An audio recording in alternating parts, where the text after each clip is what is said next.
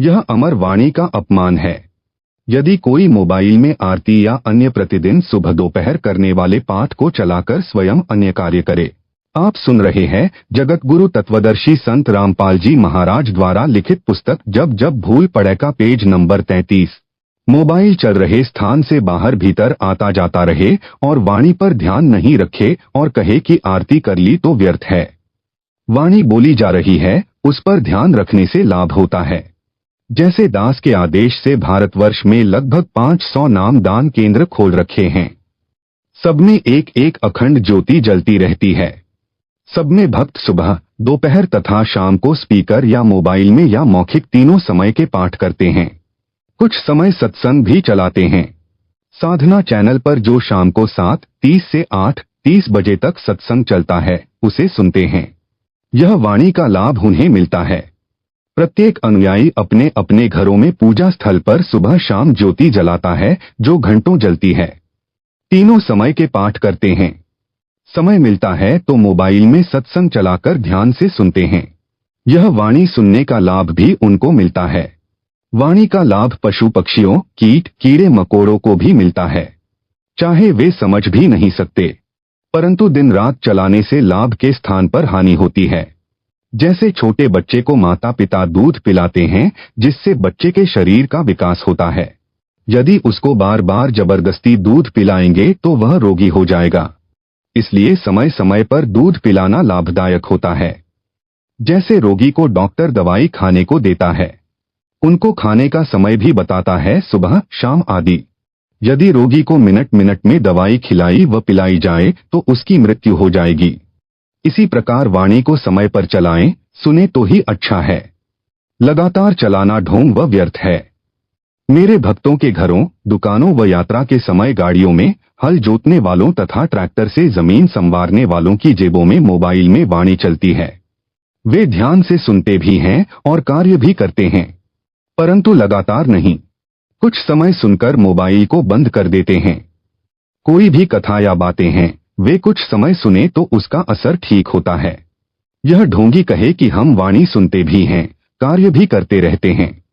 दास यह कहेगा कि आप रात्रि में सो जाते हो, तब कैसे सुनते हो? हठयोग करता है। इस ढोंगी ने आश्रम में एक अलग कक्ष बना रखा है। उसमें भक्तों को विशेष योग आसन की मुद्रा में बैठाकर स्मरण करने को कहता है और स्वयं भी उसी प्रकार उसमें बैठकर स्मरण करता है। वाणी फिर भी चलती रहती है। स्मरण खाक करता करवाता है। न स्मरण का लाभ, क्योंकि इसका नाम खंड है। जिनको यह मूर्ख बनाकर अपने जाल में फंसाए हुए है, उन भक्तों को भी स्मरण का कोई लाभ नहीं मिलेगा, क्योंकि उन्होंने गुरु तज कर आन को यानी अन्य को भजा है, यानी गुरु जी के बताए सहज स्मरण को छोड़कर हठ योग को अपनाया है तथा ज्योति के लिए रुपए दिए हैं या वैसे दान में रुपए दिए हैं, वह भी संजय दिल्ली के आदेश से। इस कारण उनका नाम खंड है। अब स्मरण करके दान देकर भी जीवन नष्ट होगा, क्योंकि भक्ति मार्ग में बहुत सावधानी रखनी पड़ती है ताकि नाम खंड न हो जाए। काल ज्योति निरंजन का पहला काम है हमारे अनुयायी का नाम खंड करवाना, फिर वह काल का हो जाता है। परमेश्वर से कोई लाभ उसे नहीं मिलता। परमेश्वर कबीर जी ने गरीबदास जी महाराज जी को बताया है कि अनंत कोटि बाजी जहाँ रचे सकल ब्रह्मांड, गरीबदास मैं क्या करूँ काल करे जीव खंड। अर्थात हे गरीबदास, मैं इतना सक्षम हूँ कि मैंने अनंत करोड़ रचना की हैं तथा सब ब्रह्मांडों को मैंने रचा है। आप सुन रहे हैं जगत गुरु तत्वदर्शी संत रामपाल जी महाराज द्वारा लिखित पुस्तक जब जब भूल पड़े का पेज नंबर 34। परंतु काल जीव का नाम खंड करवाकर मेरे से दूर कर देता है, जिस कारण से मैं उस आत्मा का कल्याण नहीं कर सकता। उनको चाहिए कि अपनी गलती की क्षमा याचना करें तथा मेरी यानी रामपाल दास की आज्ञा लेकर किसी निकट के नामदान केंद्र पर जाकर पुनः उपदेश लेकर नाम शुद्ध करवाएं, अपना जीवन धन्य बनाएं और फिर इस पाखंडी के पास भूल कर भी न जाएं। यह काल का पक्का दूत है। जो स्मरण करने की विधि दास ने बताई है, उसी प्रकार स्मरण करें। जो भक्ति का विधान है, सब ग्रंथों व संतों की वाणी में प्रमाण है। गीता अध्याय 8 श्लोक 7 में कहा है कि हे अर्जुन, तू युद्ध भी कर और स्मरण भी कर, यानी काम भी कर, स्मरण भी कर। यजुर्वेद अध्याय 40 मंत्र 15 में कहा है कि ओम नाम का स्मरण कार्य करते करते स्मरण कर। विशेष कसक यानी तड़फ के साथ स्मरण कर। मानव जन्म का मूल कर्तव्य जानकर स्मरण कर।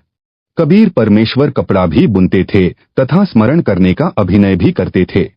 वे बताना चाहते थे कि भक्त को काम करते करते भी स्मरण करना चाहिए। जो कार्यालयों में काम करते हैं तथा जो विद्यार्थी हैं, वे जब भी समय मिले स्मरण करें। संत गरीबदास जी ने कहा है कि नाम उठत नाम बैठत नाम सोवत जागरे, नाम खाते नाम पीते नाम सेती लागरे। अर्थात नाम का जाप कार्य करते करते भी करते रहो और समय मिले तो बैठकर भी स्मरण करो। सोने के लिए लेटो तो स्मरण करो। जब तक नींद न आए स्मरण करो। जागो तो भी कुछ श्वास स्मरण में अवश्य लगाओ, परंतु एक स्थान पर विशेष योग आसन लगाकर स्मरण न करो, वह हठ योग है। परमेश्वर कबीर जी ने स्वामी रामानंद जी को समझाया, जो योग आसन की मुद्रा में बैठकर हठ योग से ध्यान लगाता था तथा नाम स्मरण किया करता था। उसको कबीर जी ने समझाया कि ज्यों के त्यों ही बैठे रहो। तज आसन सब योग अर्थात विशेष योग आसन की बजाय जैसे सामान्य तरीके से बैठते हैं वैसे बैठकर स्मरण करो। यह विधि सब ग्रंथों व संतों की वाणी के अनुसार श्रेष्ठ है। सब योग आसन को तजो यानी त्यागो। जिसके पास कुछ भी ज्ञान नहीं होता वह पाखंड का सहारा ही लेता है। बात करता है कि मेरे अतिरिक्त विश्व में किसी को तत्वज्ञान यानी बीजक ज्ञान नहीं है। ऐसे पापियों के लिए संत गरीबदास जी ने कहा है कि गरीब भेषों यानी पंथों के लश्कर फिरें, बाणी चोर कठोर, सतलोक धाम न पहुंचेंगे ये 84 के ढोर। गरीब बीजक की बाता कहें बीजक ना ही हाथ, पृथ्वी डोबन जन्मे हैं, कह कह मीठी बात। गरीब बीजक की बाता कहें बीजक ना ही पास, औरों क्या ज्ञान बता भी आप ही जाबे निराश। अर्थात परमात्मा कबीर जी की वाणी को सुनकर उसी आधार से अपने को तत्वदर्शी संत बताने वाले वाणियों का गलत अर्थ करने वाले अनेकों पंथों के मुखिया हैं, जैसे यह संजय साकट दिल्ली सत सुकृत पंथ नाम धरकर झूठा प्रचार कर रहा है। ऐसे मूर्खों की तो लश्कर यानी लंबी लाइन है। ये समझाए से मानते नहीं, कठोर यानी कट्टर बने हैं। ये सतलोक धाम नहीं जा सकते। ये तो 84 लाख प्रकार के प्राणियों की योनि में ढोर यानी पशु बनेंगे। आप सुन रहे हैं जगत गुरु तत्वदर्शी संत रामपाल जी महाराज द्वारा लिखित पुस्तक जब जब भूल पड़े का पेज नंबर 35। वर्तमान में भी पशु तुल्य हैं जो गलती किए हैं। फिर कहा है कि जैसे यह संजय साकट अपने को तत्वदर्शी संत कहता है और झूठ बोलता है कि मेरे को तत्वज्ञान है। मूल ज्ञान गुप्त ज्ञान है, रामपाल को भी नहीं है। इसके विषय में कहा है कि बीजक ज्ञान यानी तत्व ज्ञान, मूल ज्ञान, गुप्त ज्ञान होने की बातें करते हैं। बीजक ज्ञान इनके पास नहीं है। ऐसे नकली पंथों वाले गुरु पृथ्वी के मानव को काल के जाल में फंसाने के लिए जन्मे हैं। ये मीठी मीठी बातें बनाकर भोले भक्तों को अपने जाल में फंसा लेते हैं। स्वयं भी नरक में गिरते हैं तथा अनुयायियों को नरक ले जाते हैं। इस प्रकार पृथ्वी डुबो रहे हैं, नाश करने के लिए जन्मे हैं। इनके पास तत्वज्ञान है ही नहीं तो औरों को ज्ञान क्या बता रहे हैं। ये स्वयं ही निराश जाएंगे, मानव जन्म अपना भी नष्ट करके नरक में जाएंगे। संजय दिल्ली कहता है कि न तो महेंद्र दास यानी दास रामपाल का भाई भजन स्मरण करता है, न कमेटी के सदस्य, न रामपाल की संगत का कोई भक्त और भक्त मती स्मरण करती है। सब निंदा लड़ाई झगड़ा करते रहते हैं। यह अपने उस ढोंग को मजबूत करने के लिए ऐसी बकवाद करता है जो यह एक कमरे में एक विशेष योग आसन पर बैठकर मूर्ख बनाता है और अपने पीछे लगाए रखना चाहता है। यह तर्क देता है कि स्मरण तो ऐसे होता है जैसे मैं यानी संजय करता हूँ। ऐसा रामपाल की सारी संगत करती नहीं, इसलिए वे स्मरण तो करते नहीं और काम करते हैं। दास यानी रामपाल दास, इसीलिए तो इसको अज्ञानी व काल का दूत कहता है कि यह मेरी बताई स्मरण विधि में व अन्य क्रियाओं में दोष निकालता है, जो सारी संगत मुझ दास यानी रामपाल दास की बताई शास्त्र प्रमाणित विधि से स्मरण व अन्य क्रियाएं कर रही है। इसका उत्तर, यदि यह साकट संजय दास भी अन्य संगत की तरह भजन स्मरण कर लेता तो इसके मन में यह दोष उत्पन्न ही नहीं होता और यह गुरुद्रोही की पदवी प्राप्त नहीं करता। अपना कल्याण करवाना ही उद्देश्य रखता, गुरु मर्यादा में चलता, जन्म सफल कर लेता। संजय साकट दिल्ली दास यानी रामपाल दास अपने गुरु की क्रियाओं में दोष निकालता है। कहता है कि कमेटी वाले यानी जो दास रामपाल के विश्वास पात्र हैं उनके विषय में कहता है कि जो कमेटी वाले हैं वे 2100 यानी 2100 रुपए एक ज्योति के लेते हैं। 1 किलोग्राम देसी घी 600 रुपए का आता है। शेष कमेटी वाले अपनी जेब में रख लेते हैं। भक्त मती जो दान करते हैं मेरी यानी रामपाल दास की आज्ञा से करते हैं। ये देखना मेरा काम है कि वह दान में आया पैसा कहाँ जा रहा है। आपने मेरे को दान किया है, यदि वह गलत प्रयोग होगा तो पाप मुझे लगेगा, आपको इसका पूरा लाभ मिलेगा। यह साकट संजय कौन होता है? मेरे अनुयायियों के किए दान की देखरेख करने वाला। उसने आज तक 2 रुपए दान नहीं किए हैं। मैं यानी संजय 4500 रुपए में 11 ज्योति जलाता हूं। इसका उत्तर यह है, इसके द्वारा जलाई ज्योति व लगाए भोग से कोई लाभ दानकर्ता को नहीं होना। भाड़ में धन जलाने वाली बात है। एक ज्योति में दास यानी रामपाल दास 1.25 किलोग्राम देसी घी का हवन करवाता है। यदि घी 600 रुपए प्रति किलोग्राम माने तो भी 1.25 किलोग्राम घी की कीमत 750 रुपए हुई। यह 11 ज्योति 4500 रुपए में लगाता है तो निर्धारित घी की मात्रा 1.25 किलोग्राम प्रति ज्योति के हिसाब से पूरी नहीं होती।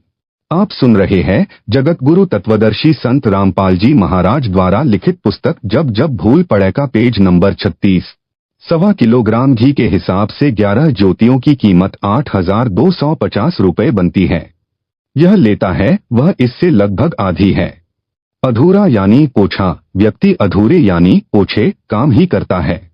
जैसे 1 एकड़ जमीन में 40 किलोग्राम गेहूं का बीज बोना निर्धारित मात्रा है जो पूरा लाभ देता है। यदि कोई 1 एकड़ जमीन में 20 किलोग्राम गेहूं का बीज डालने की राय किसान को देता है तथा तर्क देता है कि रामपाल तो 40 किलो गेहूं डालने को कहता है, वह आधे गेहूं अपने घर ले जाता है। मैं यानी संजय 20 किलो ही डलवाता हूं। देखो पूरा लाभ थोड़े से बीज से दिला देता हूं। यह तर्क कितना गलत है, भक्तजन स्वयं विचार करें। यह अधिकारी भी नहीं है, जिस कारण से उसके द्वारा करवाए गए अनुष्ठान का कोई लाभ नहीं मिलना। बिना अधिकारी से करवाया गया धार्मिक अनुष्ठान व्यर्थ बताया है। कबीर गुरु बिन माला फेरते, गुरु बिन देते दान, गुरु बिन दोनों निष्फल हैं। देखो वेद पुराण। कबीर गुरु की आज्ञा आभी, गुरु की आज्ञा जाए, कहें कबीर सो संत हैं, आवागवन नसाए।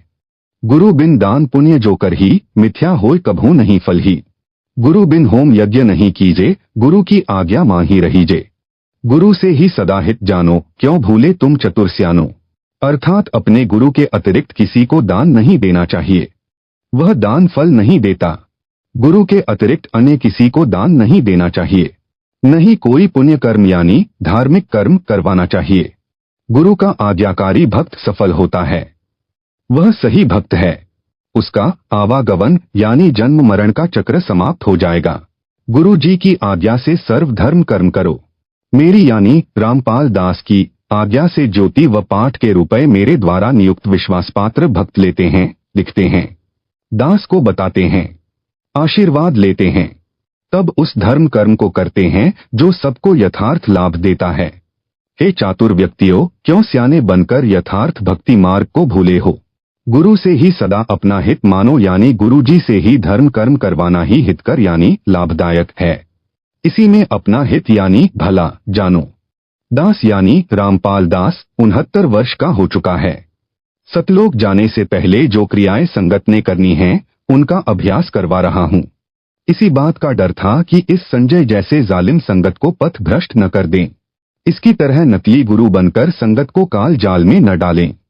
जो यह मेरे सामने ही बकवाद कर रहा है, गुरु बनकर आशीर्वाद देने लगा है, यह काल प्रेरित है, काल का दूत है, इससे बचो।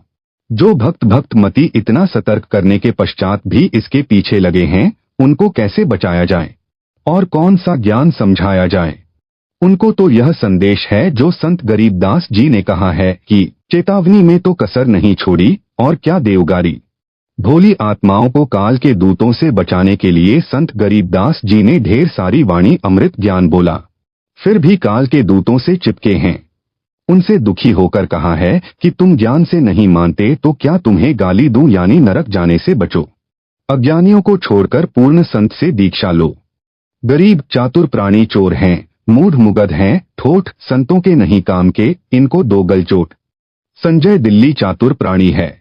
यह मेरे ज्ञान को चुराकर कपटयुक्त तर्क देकर चतुरता दिखाता है, सत्य को छुपाता है।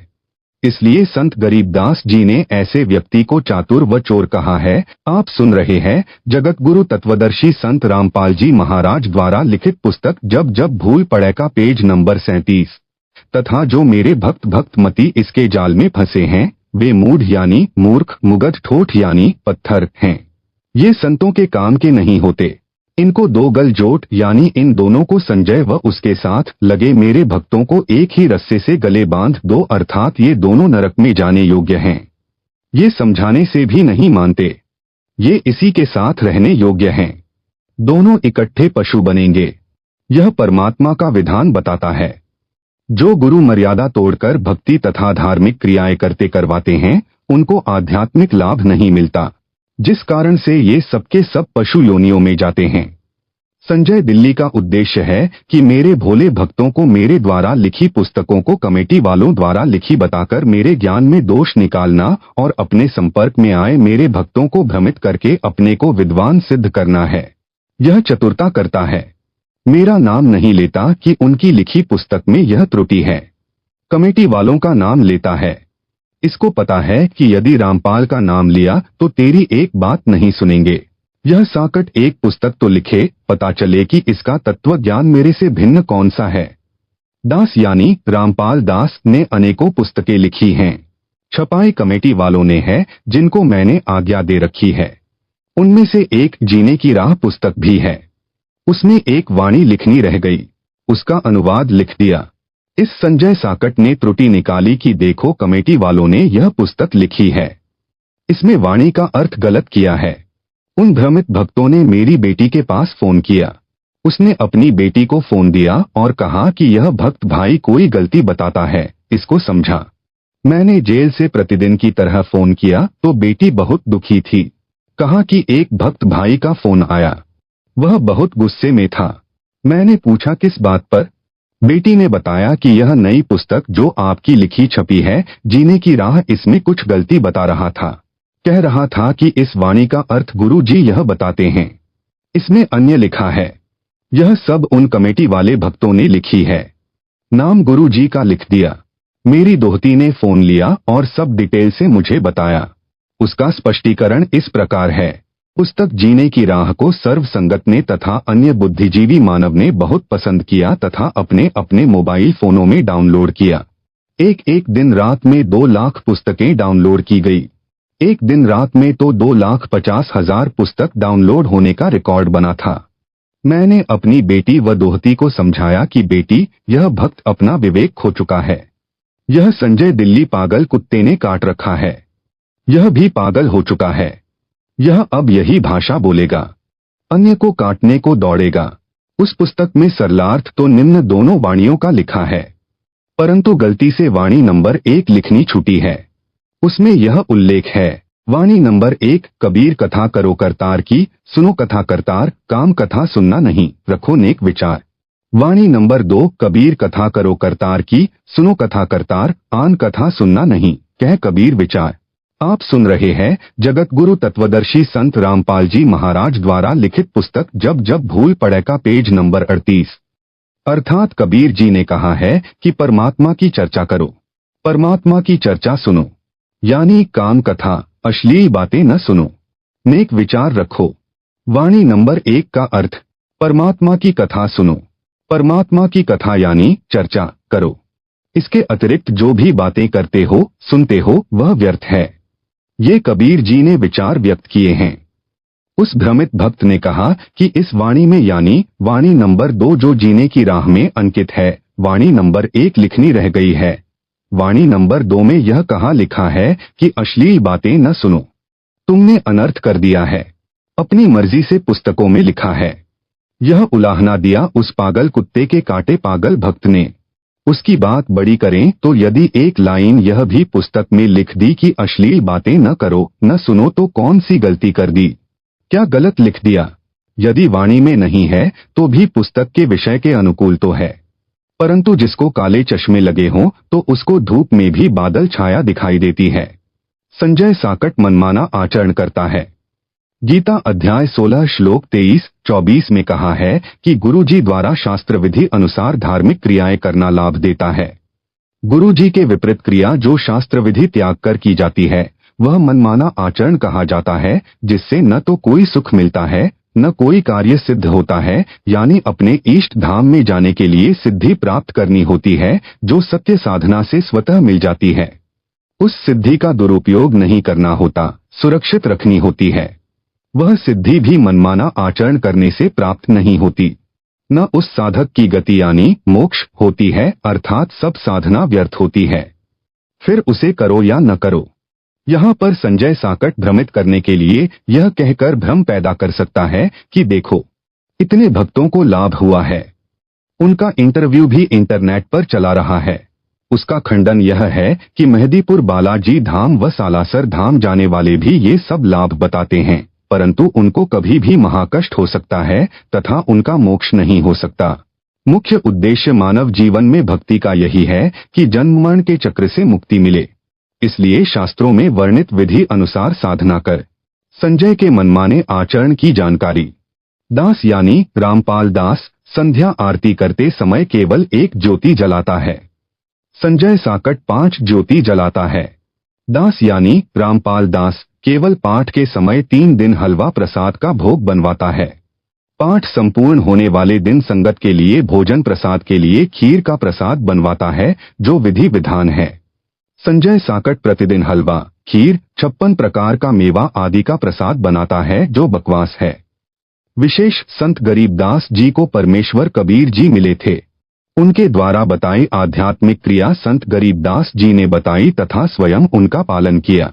दास ने अपने गुरु जी को देखा है कि संत गरीबदास जी ने जो बताया वही क्रिया मेरे गुरुदेव किया करते थे। यह दास उसी शास्त्र विधि अनुसार आचरण का निर्वाह 25 वर्ष से कर तथा करवा रहा है। यदि प्रतिदिन हलवा, खीर व 56 प्रकार के प्रसाद से परमात्मा प्रसन्न होते तो संत गरीबदास जी भी यही करते। आप सुन रहे हैं जगतगुरु तत्वदर्शी संत रामपाल जी महाराज द्वारा लिखित पुस्तक जब जब भूल पड़े का पेज नंबर 39। संत गरीबदास जी के पास 2500 बीघा यानी लगभग 1475 एकड़ जमीन थी। वे तो सदा ही हलवा, खीर आदि 56 प्रकार के भोग आसानी से लगा सकते थे, परंतु शास्त्र विधि में ऐसा करना नहीं कहा है। संत गरीबदास जी अपने जीवन काल में वर्ष में केवल एक दिन अपना बोध दिवस मनाते थे, जिस दिन उनको परमेश्वर कबीर जी गांव छुड़ाने के जंगल में बाबा जिंदा के रूप में फाल्गुन महीने की चांदनी दवास को मिले थे। फाल्गुन महीने की उस शुक्ल पक्ष द्वादशी को मनाते थे। जो ग्रंथ संत गरीबदास जी ने लिखवाया था उस हाथ से लिखे ग्रंथ का पाठ भी उन्होंने अपने सामने प्रारंभ करवाया था। 3 दिन पाठ चलता था जो वर्तमान तक परंपरा चली आ रही है। तीनों दिन हलवा प्रसाद बनाया जाता था। सत्पुरुष व सतगुरु के लिए 2 कटोरियों में भोग निकालकर भोग अलग रखा जाता था। उनके सतगुरु व सतपुरुष कबीर जी थे। हलवे का प्रसाद केवल हाथों में दिया जाता था। प्रसाद रूप में खाने के लिए खीर का प्रसाद संगत के लिए भोजन में परोसा जाता था। अन्य दिनों में प्रतिदिन जैसा भोजन घर पर बनता है उसी का ही भोग लगाया जाता था। उसी शास्त्र विधि अनुसार अपने पूर्वज संतों व पूज्य गुरुदेव के अनुसार दास सब धार्मिक क्रियाएं करवा रहा है। परमेश्वर कबीर जी तो सक्षम हैं। वे भी प्रतिदिन 56 प्रकार का हलवा, खीर आदि स्वयं भी बनाकर खा सकते थे या परंपरा डालने के लिए भी सत्पुरुष यानी अपने को सब भोग लगा सकते थे। भोग लगाने की परंपरा बता देते, लेकिन ऐसा नहीं किया गया। जब उनके साथ शरारत की थी, झूठे पत्र डालकर निमंत्रण दिया गया था। उसमें 18 लाख साधु संत और उनके चेले भंडारा खाने आ गए। उस समय 3 दिन का भोजन भंडारा करके अपनी समर्थता का परिचय भी दे दिया कि मैं ऐसा भी कर सकता हूँ। परंतु प्रतिदिन जो संजय दिल्ली बकवास कर रहा है यह शास्त्र विधि त्याग कर मनमाना आचरण है जो भोले भक्तों को रिझाने के लिए अपने जाल में फंसाने के लिए ड्रामा कर रहा है। जो ज्ञान के अधूरे गांठ के पूरे हैं वे इसके जाल में फंसे हैं। संत गरीबदास जी ने ऐसे पाखंडियों के लिए कहा है कि ज्ञानी पुरुष तो इनके निकट ना जावे, मूर्खों को रीझ रिझावे हैं, अर्थात जिन भक्तों को मर्यादा का ज्ञान है और गुरु जी द्वारा बताई शास्त्र अनुकूल क्रियाओं का ज्ञान है वे तो ऐसे पाखंडी के निकट भी नहीं जाते। जिनको ज्ञान नहीं है उन भोले भक्तों को प्रसन्न करके अपने को तत्वदर्शी सबसे अलग ज्ञान वाला सिद्ध करता है। ऐसा व्यक्ति काल का पक्का दूत होता है। वह संजय साकट, दिल्ली है। इससे बचो। अन्य मनमाना आचरण। संजय साकट ने प्रथम मंत्र के कार्ड में अक्षरों में फेर बदल करके उनकी वास्तविकता का नाश कर दिया। उस प्रकार उच्चारण करने से परमात्मा की मर्यादा भंग होने से इन मंत्रों की शक्ति समाप्त हो गई है। परमात्मा कबीर जी ने जो संत गरीबदास जी के सतगुरु हैं, अपने शिष्य गरीबदास जी को प्रथम मंत्र का जैसे उच्चारण करके सुनाया, उसी तरह गरीबदास जी ने उनका जाप किया और लाभ प्राप्त किया। उसी तरह अपनी अमृतवाणी में लिखवा दिया जो अमर ग्रंथ में अंकित है। यह संजय काल प्रेरणा से सब गलती कर रहा है क्योंकि काल ब्रह्म इसका साथ दे रहा है। कबीर जी के दुश्मन का रोल संजय कर रहा है। आप सुन रहे हैं जगत गुरु तत्वदर्शी संत रामपाल जी महाराज द्वारा लिखित पुस्तक जब जब भूल पड़े का पेज नंबर 40। रामपाल दास यानी पत्र लेखक संध्या आरती में कोई घंटा, शंख आदि नहीं बजवाता जो सत्पुरुष की पूजा है। संजय साकट घंटा तथा शंख बजवाता है, यानी सब धार्मिक क्रियाएं मेरे से विपरीत करके अपने को तत्वदर्शी सिद्ध कर रहा है, जो केवल दिखावा है तथा काल ज्योति निरंजन की पूजा है। संजय साकट की अन्य जलालत, अन्य बकवास जो संजय व पवन ने की। पुस्तक ज्ञान गंगा दास के आदेश से दास के सत्संग प्रवचनों से छपवाई है। जब दास लीला करने बड़ी जेल यानी संसार भी एक जेल है, काल के 21 ब्रह्मांड भी जेल हैं, उससे छोटी जेल हिसार में आया। वकील मेरे से मिलने आए। उनमें परमात्मा कबीर जी के भक्त भी हैं। उन्होंने बताया कि ज्ञान गंगा पुस्तक में कुछ फोटोकॉपी मराठी भाषा की लगी हैं जिनमें आपके विषय में लिखी भविष्यवाणी हैं। उन भविष्यवाणियों में एक का हिंदी अनुवाद लिखना रह गया। वे नास्त्रेदमस के द्वारा की गई भविष्यवाणियां हैं। वह वकील ज्ञान गंगा पुस्तक को साथ लाया था क्योंकि उस पुस्तक का एक मुकदमे से संबंध था, मेरे से डिस्कस करनी थी। उसने वह मराठी भाषा वाली फोटोकॉपी दिखाई और बोला कि मैंने कंप्यूटर में इसका ट्रांसलेशन देखा। इसका अर्थ है कि उस संत यानी शायरन पर देशद्रोह का मुकदमा भी लगेगा, परंतु झूठा सिद्ध होगा। यदि आपकी आज्ञा हो तो ज्ञान गंगा में इसे भी लिख दिया जाए। मैंने कहा कि ठीक है, लिखवा दो। इससे अनुयायियों का विश्वास और दृढ़ होगा। उसने बाहर प्रमुख सेवादारों को बताया कि गुरुजी से मेरी डिस्कस हुई है। ज्ञान गंगा पुस्तक में यह लाइन और लिखकर नई पुस्तकें छपवाएं। सेवादारों ने दास से संपर्क किया, पूछा कि क्या आप जी की आज्ञा है जो ज्ञान गंगा में यह लिखने को वकील जी ने बताया है। दास ने बताया कि मेरे से वकील जी की बात हुई है, यह 2 लाइन और लिखवा दो। हानि भी क्या है। कमेटी वालों ने दास की आज्ञा का पालन किया। नई ज्ञान गंगा पुस्तक छपवाकर वितरित कर दी। वह पुस्तक गुरुद्रोही संजय और पवन को इनके समर्थक ने दे दी। संजय व पवन ने कहा कि कमेटी वालों ने कितनी बड़ी गलती की है। पहले छपी ज्ञान गंगा में इस पृष्ठ पर यह नहीं लिखा है कि देशद्रोह का मुकदमा भी लगेगा। इस नई में छपा दिया है। दोनों पुस्तकों के दोनों पृष्ठों की फोटो कॉपियां लगाकर संगत को भड़काने लगे। देखो, कमेटी वालों ने अपनी मर्जी से यह छपा दिया जो गलत है। इस मराठी भाषा का यह अर्थ नहीं बनता। हाय तौबा मचा दी। दास ने इसीलिए तो संजय को तथा पवन को गुरुद्रोही घोषित किया है। ये दोनों मेरे शत्रु का काम कर रहे हैं। संजय बकवाद करता है, पवन इसकी बातों पर विश्वास करके कर्म खराब कर रहा है। विचार करें, यदि 2 लाइन मान लो कमेटी वालों ने गुरुजी की सच्चाई बताने के लिए लिख भी दी हो तो संजय साकट को क्यों कष्ट हुआ, क्यों पवन दुखी हुआ। संजय पवन दोनों काल के दूत हैं। इन दोनों की बुद्धि पर काल ब्रह्म का साया है। इनसे दास यानी रामपाल दास की उभरती छवि देखी नहीं जा रही। आग लग जाती है इनके हृदय में। पवित्र कबीर सागर में एक अनुराग सागर अध्याय है। उसमें लिखा है कि कबीर जी ने अपने शिष्य धर्मदास जी को बताया है कि हे धर्मदास, काल ब्रह्म यानी ज्योति निरंजन से मेरा विवाद हुआ। जब मैं सतलोक से चलकर काल लोक में प्रवेश हुआ, तब यह मेरी शक्ति देखकर डर तो गया, माफी भी मांगी। मेरे से पूछा कि आप किस लिए आए हो। मैंने बताया कि तूने पूर्ण ब्रह्म यानी सत्पुरुष का नामो निशान मिटा रखा है। अपने को जगत का कर्ता बता